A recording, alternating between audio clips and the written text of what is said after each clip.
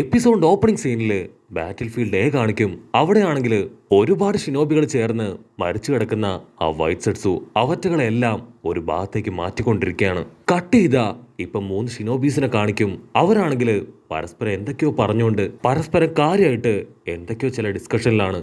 ഒരു ഷിനോബി പറയും, റിയൽ മാധുര അവനിപ്പോ സെക്കൻഡ് ബാറ്റിൽ ഫീൽഡിലേക്ക് എത്തിക്കഴിഞ്ഞു. ആക്ച്വലി ആ മാസ്ക് വെച്ചവൻ അവൻ മറ്റാരോ ആണ്. റിയൽ മാധുര അവൻ റീആനിമേറ്റഡ് ആയി ഇപ്പൊ സെക്കൻഡ് ബാറ്റിൽ ഫീൽഡിലേക്ക് എത്തി ഫൈക്ക് ആകാശുമായിട്ട് ഫൈറ്റ് ചെയ്തുകൊണ്ടിരിക്കുകയാണ്. അപ്പൊ വേറൊരുത്തൻ പറയും, ഒരിക്കലുമില്ല, ഫൈക്ക് ആകാശിനെ ആരെ കൊണ്ടും അത്ര പെട്ടെന്ന് ഡിഫീറ്റ് ചെയ്യാൻ കഴിയില്ല. അതിന് ലീഫ് വില്ലേജിലെ ഒരു ഷിനോബി അവൻ പറയും, അല്ല, അവൻ പറഞ്ഞ സത്യമാണ്.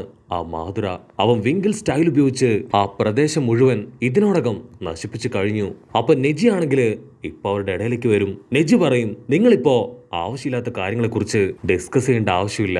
ഞാൻ എന്തോ പറയുന്നോ അതനുസരിച്ച് നിങ്ങളുടെ ഡ്യൂട്ടീസ് അത് കറക്റ്റായിട്ട് ചെയ്യുക. അങ്ങനെ അവരെല്ലാവരും ഇപ്പൊ നെജിയെ ഫോളോ ചെയ്ത് അങ്ങനെ മുൻപോട്ട് പോകും. അപ്പോഴായിരിക്കും അവരുടെ തൊട്ട് മുൻപിലായിട്ട് 2 വൈറ്റ് സെറ്റ്സുകള് അവരിപ്പോ നെജിയെയും ടീംസിനെയും വെയിറ്റ് ചെയ്ത് അങ്ങനെ ഹായായിട്ട് നിൽക്കുകയാണ്. ഉടനെ നെജി അവന് പെട്ടെന്നൊരു ബുദ്ധി വെളിച്ചുണ്ടായി. അവൻ ഷിനോബികളോട് അവന്റെ അറ്റാക്കിംഗ് സ്റ്റൈലൊക്കെ പറഞ്ഞു കൊടുത്ത് ഇപ്പൊ ഓരോ ഭാഗങ്ങളിലേക്ക് അങ്ങനെ പറഞ്ഞയക്കും. ഉടനെ 2 ഷിനോബികള് അവരാ വൈറ്റ് സെറ്റ്സുവിന്റെ കണ്ണിൽ പെടാതെ അങ്ങനെ ആ വൈറ്റ് സെറ്റ്സുവിന്റെ തൊട്ടു പിന്നിൽ വന്ന് അടിച്ച് താഴെയിടും. എന്നിട്ട് പരസ്പരം പൊരിഞ്ഞ അട്ടിയിടി ബഹളം. ഒരുത്തൻ പറയും, ഞാനാണ് ഇവനെ കൊന്നത്, എന്റെ അടിയാണ് കറക്റ്റായിട്ട് അവന്റെ മർമ്മത്ത് വീണത്. പക്ഷെ ഓപ്പോസിറ്റുള്ള ഷിനോബി അവൻ സമ്മതിക്കില്ല, നിന്റെ അടിയല്ല, എന്റെ അടി കൊണ്ടാണ് അവൻ ചത്തുപോയത്. അവരങ്ങനെ ഫൈറ്റ് ചെയ്യുമ്പോഴായിരിക്കും ഇപ്പൊ നിലത്ത് കിടന്ന ആ ഒരു വൈറ്റ് സെറ്റ്സു അവന് ഒരു പോറൽ പോലും പറ്റാതെ അങ്ങനെ ഹായായിട്ട് എഴുന്നേറ്റ് നിൽക്കുക. ഉടനെ അടുത്ത സെക്കൻഡില് നെജി അവന്റെ പവർ ഉപയോഗിച്ച് അതിനെ അടിച്ച് തെറിപ്പിക്കും. നെജി പറയും, എത്രയും പെട്ടെന്ന് നമുക്ക് കുട്ടപ്പന്റെ അടുത്തേക്ക് എത്തണം. ഹെഡ് ക്വാർട്ടേഴ്സിൽ നിന്ന് നമുക്ക് കിട്ടിയ ഇൻഫർമേഷൻ അങ്ങനെയാണ്. കുട്ടപ്പന് ബാക്കപ്പ് ആയിട്ട് നമ്മൾ ഫൈറ്റ് ചെയ്യണം. കട്ട് ചെയ്താ ഇപ്പൊ ഹെഡ് ക്വാർട്ടേഴ്സ് കാണിക്കും. അവിടെ ഷിക്കാഗോ ആളിപ്പോ ഓരോ ബാറ്റിൽ ഫീൽഡിലെയും ഫൈറ്റ് അതങ്ങനെ മോണിറ്റർ ചെയ്യാണ്. അപ്പോൾ ഷിനോബി ഇപ്പോൾ ഷിക്കാഗോന്റെ അടുത്തേക്ക് വരും. അവൻ കുറച്ച് നടക്കുമ്പോഴേക്കും അങ്ങനെ തല ചുറ്റി താഴേക്ക് വീഴും. ഷിക്കാഗോ ചോദിക്കും, എന്തു പറ്റി, എന്താ ഉണ്ടായ? അതിനവൻ പറയും, കുഴപ്പമില്ല, കുറച്ച് സ്ട്രെയിൻ എടുത്തോണ്ട് അതിന്റെ ക്ഷീണത്തില് ഞാൻ താഴേക്ക് വീണതാണ്. ഷിക്കാഗോ പറയും, നീ കുറച്ച് ബ്രേക്ക് എടുക്കണം. കണ്ടിന്യൂസ് ആയിട്ട് ഇങ്ങനെ ഹാർഡ് വർക്ക് ചെയ്യുന്നതുകൊണ്ടാണ് നിന്റെ ബോഡി പെട്ടെന്ന് ടയേർഡ് ആവുന്നത്. അതിനാ ഷിനോബി പറയും, നമ്മുടെ വർക്കൊക്കെ എത്രയോ ചെറുതാണ്. ബാറ്റിൽ ഫീൽഡില് ദിവസങ്ങളായി കഷ്ടപ്പെട്ട് ഫൈറ്റ് ചെയ്യുന്ന നമ്മുടെ ഷിനോബികള് അവരൊക്കെ എത്രത്തോളം ബുദ്ധിമുട്ടിയാണ് അവിടെ ഫൈറ്റ് ചെയ്യുന്നത്. അത് കേൾക്കുമ്പോ ഇപ്പൊ ഷിക്കാഗോ ആൾക്ക് ഒരുപാട് വിഷമാവും. ഷിക്കാഗോ പറയും, നമ്മളിപ്പോ ഫൈറ്റിന്റെ മെയിൻ ഘട്ടത്തിലൂടെയാണ് കടന്നു പോകുന്നത്. നമ്മുടെ മേലെ ഒരുപാട് റെസ്പോൺസിബിലിറ്റീസ് ഉണ്ട്. സോ ഒരു കാരണവശാലും ചെറിയൊരു തെറ്റ് പോലും നമ്മുടെ ഭാഗത്തുനിന്ന് ഉണ്ടാവാൻ പാടില്ല. സോ നമ്മൾ വളരെയധികം കെയർഫുൾ ആയിരിക്കണം ഇങ്ങനെയുള്ള സമയത്ത്. അത് കേട്ട് ഇന്റൽ യൂണിറ്റിലെ ഒരു ഷിനോബി അവനാണെങ്കിൽ വമ്പ സ്ട്രോങ് ആയിട്ട് വിളിച്ചു പറയും, ഞങ്ങൾ ഇന്റൽ യൂണിറ്റിലുള്ള ആരും ടയർഡാവില്ല, ഞങ്ങൾക്ക് ഭയങ്കര കഴിവാണ്, അല്ല ഇനോച്ചി മാസ്റ്റർ? അത് കേട്ട് ഇനോച്ചി ആളൊന്നും മിണ്ടില്ല. ഇനോച്ചി പറയും, നീ ടയർഡാണെങ്കിൽ പോയി റെസ്റ്റ് എടുത്തോ, കുഴപ്പമൊന്നുമില്ല. അത് കേട്ട ഷിനോബി അവൻ ചമ്മി ഐസാവും. ഷിനോബി ചോദിക്കും, ഞാനും നിന്റെ ടീമല്ലേ, കുറച്ച് ബഹുമാനം നിനക്കെനിക്ക് തന്നൂടെ? അത് കേട്ട് വീണ്ടും ബാക്കിയുള്ള ഷിനോബികള് പൊട്ടിച്ചിരിക്കും.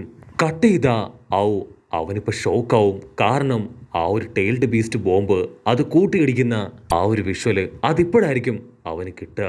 അവൻ ആ വിഷ്വല് കണ്ട് അങ്ങനെ ഫ്രീസായിട്ട് നിൽക്കും. ആ ഒരു പൊട്ടിത്തെറിയുടെ ആഘാതം അതിപ്പോ എല്ലാ ഭാഗത്തേക്കും അങ്ങനെ വ്യാപിക്കുകയാണ്. കുട്ടപ്പന്റെ അടുത്തേക്ക് പോയിക്കൊണ്ടിരുന്ന നെജിയും ടീമും അവരിപ്പോ ആ ഒരു പൊട്ടിത്തെറിയുടെ ആഘാതം കണ്ട് അങ്ങനെ ഫ്രീസായിട്ട് നിൽക്കും. കട്ട് ചെയ്താ ഇവിടെ കുട്ടപ്പൻ അവൻ ആ റാഡ് മുഴുവൻ വലിച്ചൂരി ടോബിയെ തന്നെ ആ ഒരു ഗാഡ സ്റ്റേജിലേക്ക് മുഴുവനായിട്ടും ഇപ്പൊ അബ്സോർബ് ചെയ്ത് അകത്തേക്ക് എടുക്കും. പക്ഷെ ടോബി ആണെങ്കിൽ അത് ബ്രേക്ക് ചെയ്ത് വീണ്ടും പുറത്തേക്ക് വരും.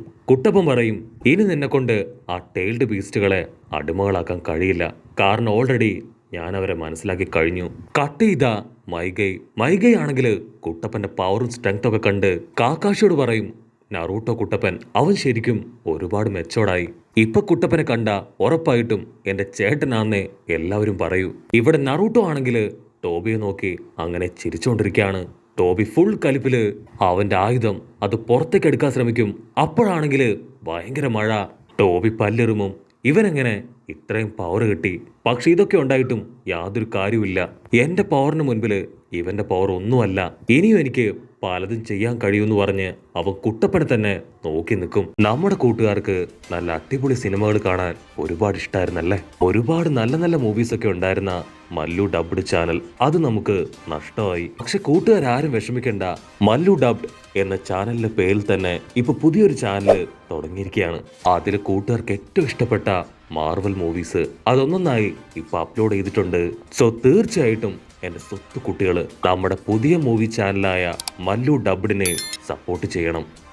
അവിടുന്ന് അങ്ങനെ കട്ട് ചെയ്താ ഇപ്പൊ ഹെഡ് ക്വാർട്ടേഴ്സ് കാണിക്കും. ഹെഡ് ക്വാർട്ടേഴ്സിൽ ആളിപ്പോ ഭയങ്കര ഹാപ്പിയാണ്. മാത്രമല്ല ഹെഡ് ക്വാർട്ടേഴ്സിലുള്ള ഓരോരുത്തരും അവരെല്ലാവരും ഹാപ്പി ആയിട്ട് അങ്ങനെ സന്തോഷത്തോടുകൂടി നിൽക്കും. കാരണം കുട്ടപ്പൻ ഇപ്പോ 9 മുഴുവനായിട്ട് കൺട്രോൾ ചെയ്തുവെന്ന് അവർക്ക് മനസ്സിലായി. അപ്പൊ ഷിക്കാഗോ ചോദിക്കും, ഇപ്പൊ ശരിക്കും അവിടെ എന്താ സംഭവിക്കണേ? അതിന് പറയും, കുട്ടപ്പന് 9 അൺലിമിറ്റഡ് പവർ അത് കിട്ടിക്കഴിഞ്ഞു. അതുകൊണ്ട് തന്നെ ആ മാസ്ക് വെച്ച ടോബി അവനുമായിട്ട് നറൂട്ടോ കട്ടയ്ക്ക് ഫൈറ്റ് ചെയ്യുന്നുണ്ട്. നറൂട്ടോയ്ക്ക് സപ്പോർട്ടായി 8th ടൈല്, കില്ലർ ബി, നറൂട്ടോയുടെ മാസ്റ്റർ കാക്കാഷി, മൈഗൈ സെൻസായി ഇത്രയും പേര് നറൂട്ടോയെ കട്ടയ്ക്ക് സപ്പോർട്ട് ചെയ്യുന്നുണ്ട്. അത് കേട്ട് ഷിക്കാഗോ ആളിപ്പോ ഈനോച്ചിയോട് പറയും, എനിക്ക് എത്രയും പെട്ടെന്ന് അലൈൻ്റെ ഷിനോബി ഫോഴ്സിലുള്ള എല്ലാ ഷിനോബീസുമായിട്ട് കണക്റ്റ് ആവണം. അവരോട് ഒരു 15 സെക്കൻഡ് കുട്ടപ്പനെ സപ്പോർട്ട് ചെയ്യാനുള്ള ഒരു മെസ്സേജ് അതെനിക്ക് പറയണം. അതിനുള്ള ഫെസിലിറ്റി നീ എനിക്ക് ചെയ്തു തരണം. ഈനോച്ചി പറയും, അത് ഭയങ്കര റിസ്ക് ആണ്. എൻ്റെ ലൈഫിന് വരെ വലിയ ത്രട്ടൻ ഉണ്ടാവും. ഷിക്കാഗോ പറയും, നമ്മുടെ മുൻപിൽ വേറെ വഴിയില്ല, ഇത് ചെയ്തേ പറ്റൂ. ഓക്കെ, ഞാൻ എന്തായാലും നിനക്ക് വേണ്ടി റിസ്ക് അത് ഏറ്റെടുക്കാണെന്ന് പറഞ്ഞ ഈനോച്ചി അവനിപ്പോ അലൈൻഡ് ഫോഴ്സിലെ എല്ലാ ഷിനോബീസുകളുമായിട്ട് അങ്ങനെ കണക്ട് ചെയ്യാൻ ആരംഭിക്കും. അടുത്ത സെക്കൻഡില് ആ ഒരു കോള് അതെല്ലാ ഷിനോബികൾക്കും ഇപ്പൊ കണക്ട് ആവും. ഷിക്കാഗോ പറയും, എല്ലാ ഷിനോബികളും എത്രയും പെട്ടെന്ന് കുട്ടപ്പനെയും കില്ലർ ബിയെയും അവർ രണ്ടുപേരെയും സപ്പോർട്ട് ചെയ്യണം. ആക്ച്വലി ഈ ഒരു യുദ്ധം അതുപോലും നമ്മൾ നടത്തുന്നത് കുട്ടപ്പനെയും കില്ലർ ബിയെയും പ്രൊട്ടക്ട് ചെയ്യാനാണ്. പക്ഷെ നമ്മൾ പ്രൊട്ടക്ട് ചെയ്യേണ്ടവർ തന്നെയാണ് നമ്മളെ പ്രൊട്ടക്ട് ചെയ്യാനായി ഇപ്പൊ മുൻപന്തിയിൽ അറ്റാക്ക് ചെയ്യുന്നത്. നിങ്ങളുടെ സഹായം അവർക്കിപ്പോൾ അത്യാവശ്യമാണ്. അതുകൊണ്ട് എത്രയും പെട്ടെന്ന് എല്ലാ ഷിനോബികളും അവിടേക്കെത്തി ആ മാദ്രയെയും അവന്റെ ടീമിനെയും അവർ തകർക്കണം. അപ്പൊ അവിടുന്ന് അങ്ങനെ ബ്ലാക്ക് ഔട്ട് ചെയ്ത് ഈനോച്ചിയെ കാണിക്കും. ചോര തുളുമ്പി ഒരുപാട് വേദനയില് ആള് ശ്വാസം വലിച്ചു വിടുകയാണ്.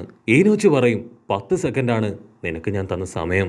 പക്ഷെ ഓൾമോസ്റ്റ് 20 സെക്കൻഡ് നീ ഇപ്പൊ സംസാരിച്ചു കഴിഞ്ഞു. അത് കേട്ട് ഷിക്കാഗോ ആള് ഷോക്കായി ഇപ്പൊ ഈനോച്ചിയെ നോക്കി നിൽക്കും. മറ്റൊരു ഭാഗത്ത് അവിടുന്ന് അങ്ങനെ ബ്ലാക്ക് ഔട്ട് ചെയ്ത് ഇപ്പൊ ബാറ്റിൽ ഫീൽഡ് കാണിക്കും. അവിടെയാണെങ്കിൽ ഭയങ്കര മഴ. കട്ട് ചെയ്ത ഹിനട്ട അവളാണെങ്കിൽ കുട്ടപ്പനെ മാത്രം ചിന്തിച്ച് അങ്ങനെ മുൻപോട്ടോടും. കുട്ടപ്പ, ഇത്രയും നാളും എൻ്റെ മനസ്സിലുള്ളത് ഞാൻ അടക്കി വെച്ചു. ഇനി ഞാൻ അത് നിന്നോട് തുറന്നു പറയും. കിബയും ഷിനോയും അവരും ഇപ്പോ നറൂട്ടോയെ കുറിച്ച് തന്നെ ആയിരിക്കും ആലോചിക്കുക. ഷിക്കോര് പറയും, നിങ്ങൾ ആരും ടെൻഷൻ ആവേണ്ട ആവശ്യമില്ല. നമ്മൾ ആരും കരുതും പോലെ അല്ല നറൂട്ടോ. അവൻ നമ്മുടെ ഫ്യൂച്ചർ ഹൊക്കാഗെയാണ്. അവന്റെ അത്രയും പവറും സ്ട്രോങ്ങും ആയിട്ടുള്ള ആരും ഇന്നിപ്പോ ഒരു രാജ്യത്തും ജീവിച്ചിരിക്കുന്നില്ല.